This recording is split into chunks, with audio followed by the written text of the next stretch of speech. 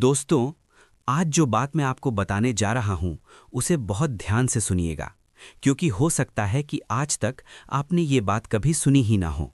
और ये भी हो सकता है कि अनजाने में आप भी वही गलती कर रहे हों जो आज लाखों लोग कर रहे हैं। जरा एक पल के लिए सोचिए। सुबह का समय है, सूरज धीरे धीरे आकाश में उग रहा है। कोई व्यक्ति हाथ में लोटा लेकर सूर्य नारायण भगवान को जल अर्पित कर रहा है। ये दृश्य भारत के लगभग हर घर, हर गांव और हर शहर में सदियों से दिखाई देता आया है। हमारे बुजुर्ग भी ऐसा करते थे, हमारे माता पिता भी ऐसा करते हैं, और आज भी बहुत से लोग सुबह उठकर सूर्य को अर्घ्य देते हैं। लेकिन इसी समय कई लोगों के मन में एक सवाल खड़ा हो जाता है। जब हम सूर्य भगवान को जल चढ़ाते हैं तो वो जल पृथ्वी पर गिरता है और उसके छींटे हमारे शरीर पर भी पड़ जाते हैं। तब कुछ लोग कहते हैं कि ऐसा होना ठीक नहीं है।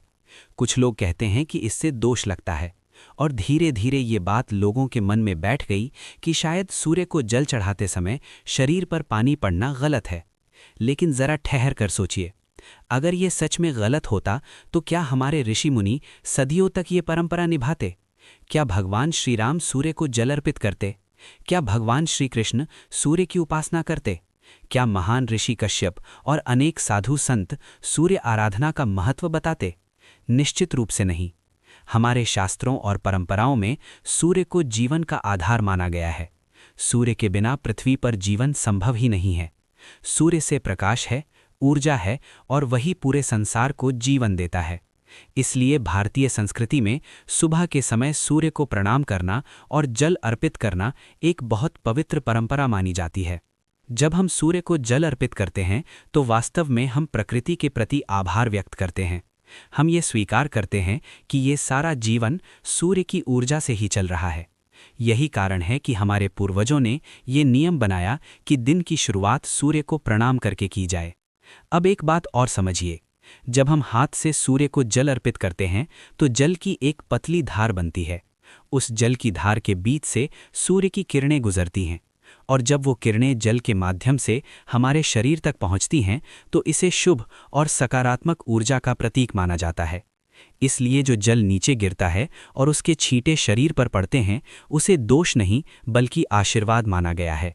ये परंपरा इसलिए बनाई गई थी ताकि मनुष्य हर दिन कुछ क्षण प्रकृति के साथ जुड़ सके और सूर्य की ऊर्जा को अनुभव कर सके।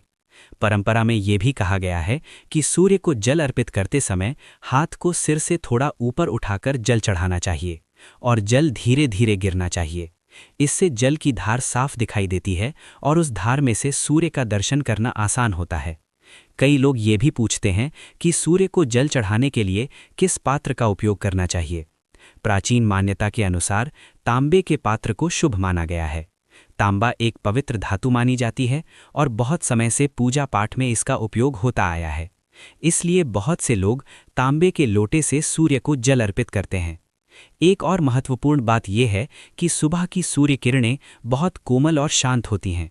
इसलिए प्राचीन समय से कहा गया है कि सुबह कुछ समय सूर्य की रोशनी में खड़ा होना लाभकारी माना जाता है।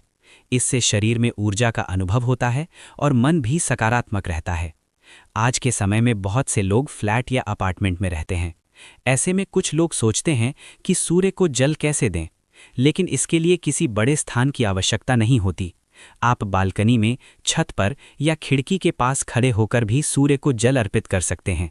सबसे महत्वपूर्ण बात है श्रद्धा और भावना।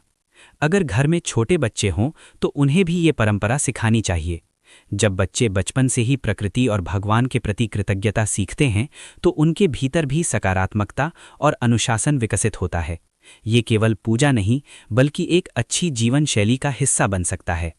दोस्तों, हमारे पूर्वजों ने जो परंपराएं बनाई थीं, उनके पीछे हमेशा कोई न कोई गहरा कारण होता था। सूर्य को अर्घ्य देना भी ऐसी ही एक परंपरा है जो मनुष्य को प्रकृति से जोड़ती है और दिन की शुरुआत सकारात्मक ऊर्जा के साथ करने की प्रेरणा देती है।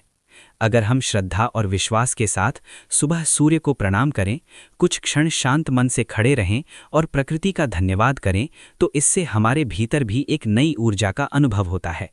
इसलिए अगली बार जब आप किसी को सूर्य को जल अर्पित करते देखें तो ये मत सोचिए कि पानी के छींटे शरीर पर पड़ने से कोई दोष लगेगा। बल्कि ये समझिए कि ये एक प्राचीन परंपरा है जिसमें श्रद्धा, अनुशासन और प्रकृति के प्रति सम्मान छिपा हुआ है। दोस्तों, अगर आपको ये जानकारी अच्छी लगी हो तो वीडियो को लाइक ज़रूर करें।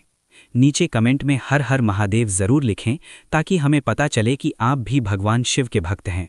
और अगर आपने अभी तक हमारे चैनल शिव की वाणी को सब्सक्राइब नहीं किया है तो तुरंत सब्सक्राइब करें और बेल आइकन ज़रूर दबाएं, क्योंकि इस चैनल पर हम आपके लिए धर्म, भक्ति और शास्त्रों से जुड़ी ऐसी ही रोचक और ज्ञानवर्धक बातें लेकर आते रहते हैं। धन्यवाद। हर हर महादेव।